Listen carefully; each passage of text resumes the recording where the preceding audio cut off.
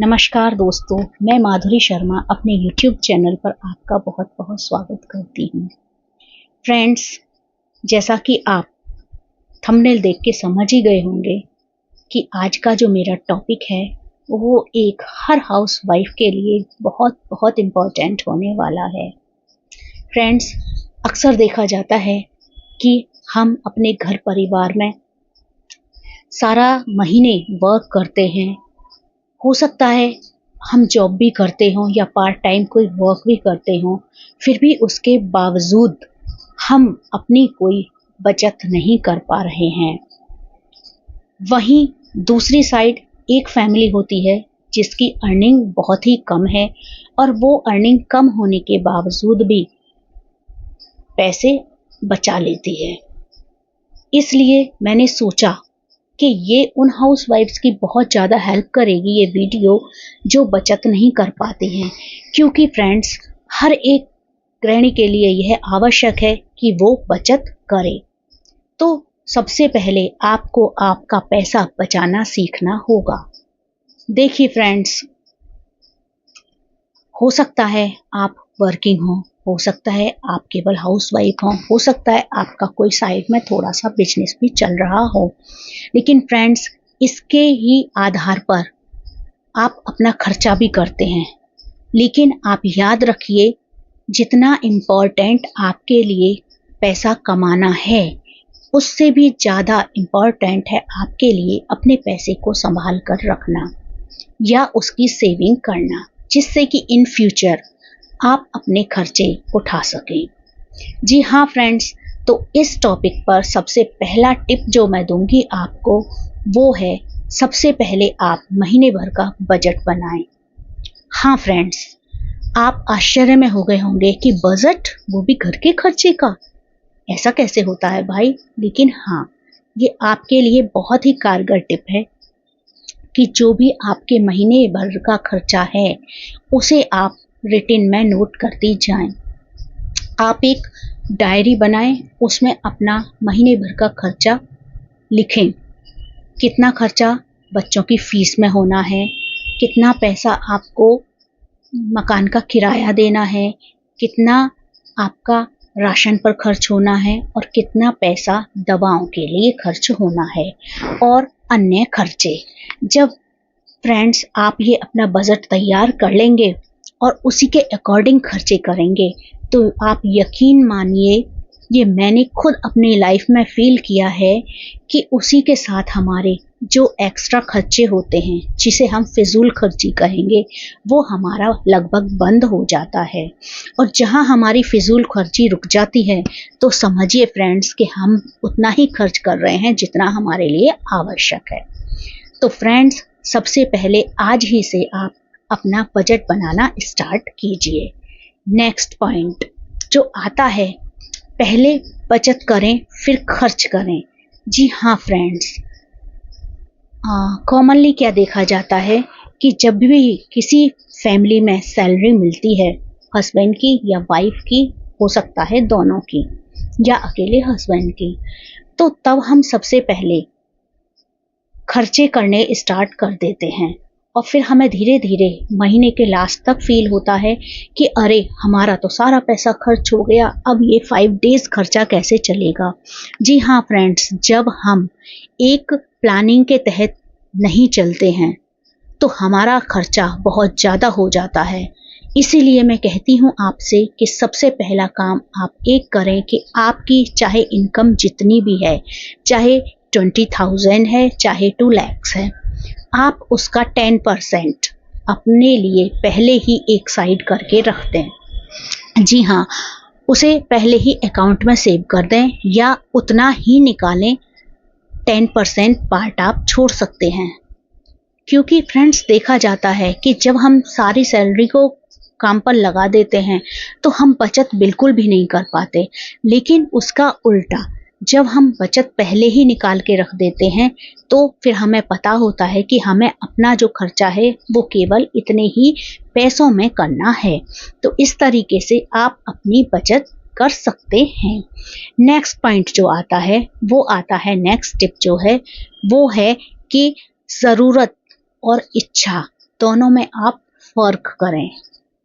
जी हाँ फ्रेंड, सुनकर बहुत अटपटा लगा होगा, लेकिन फ्रेंड्स एक तो होती है हमें किसी चीज़ की ज़रूरत होना, और एक होता है केवल हमारा मन किया तो प्लीज़ प्लीज़ प्लीज़ आप अपने मन पर कंट्रोल करना सीखें।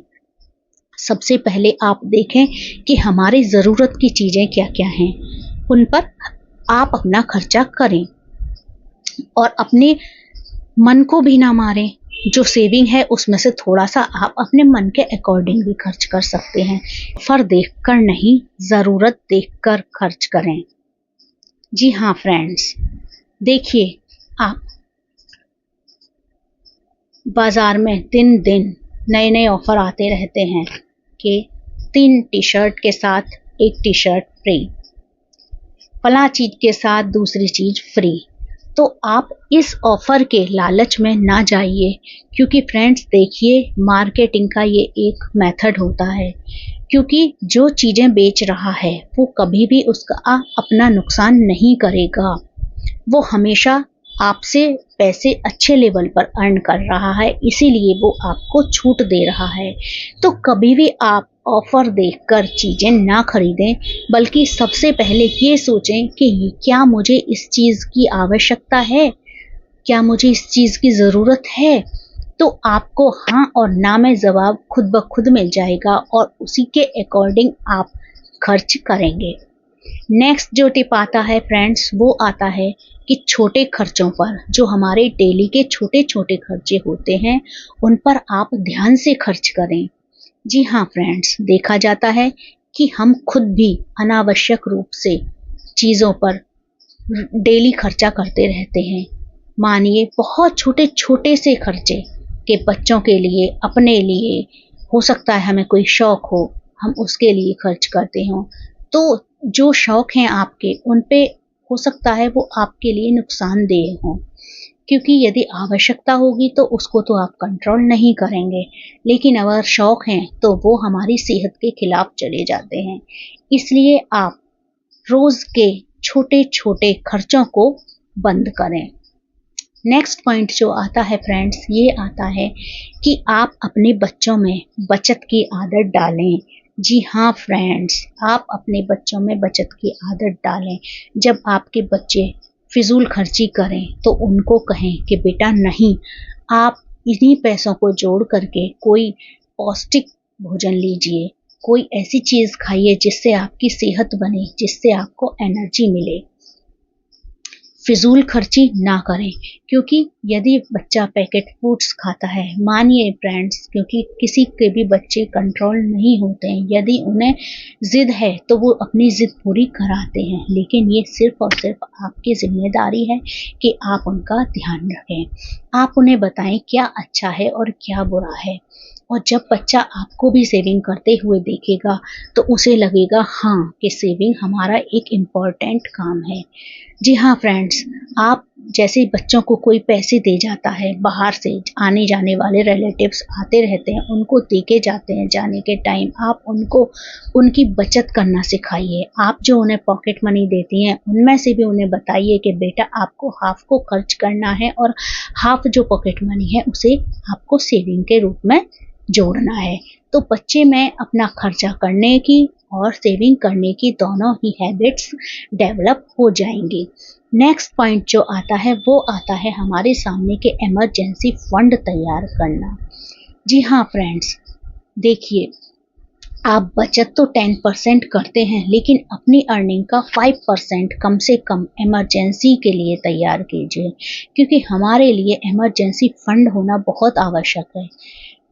क्योंकि हम अपनी सैलरी का लगभग 15% पैसा तो बचा ही सकते हैं, तो 10% तो हमने बचा लिया बचत के लिए, सेविंग्स के लिए, और दूसरा जो आया हमारा 5% वो हमने सेव किया अपने इमरजेंसी फंड के लिए। मिलाकर दोनों सेविंग ही रही, लेकिन वो दोनों मिलकर 15% हो गई।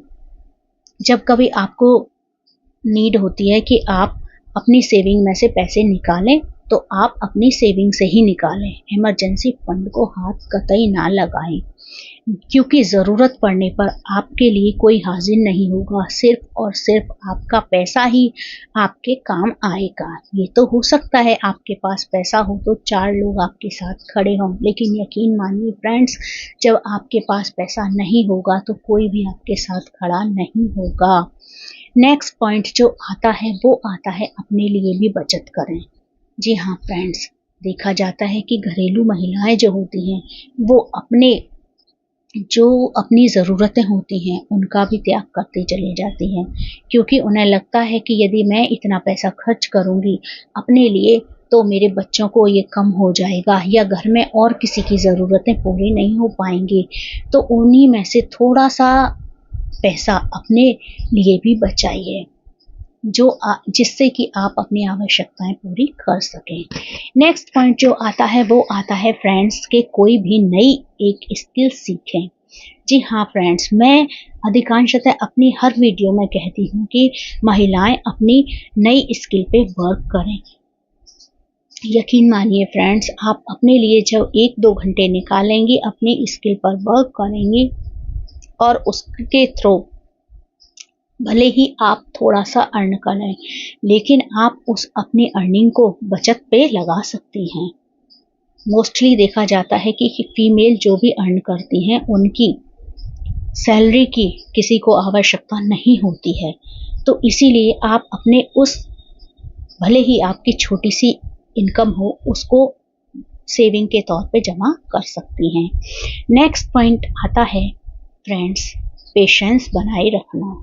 जी हाँ फ्रेंड्स, देखिए, बचत कोई एक थोड़े समय का टारगेट नहीं है कि आपने 1-2 महीने बचत की और आप रिच हो गए। जी नहीं, बचत जो है वो एक लंबी प्रोसेस है।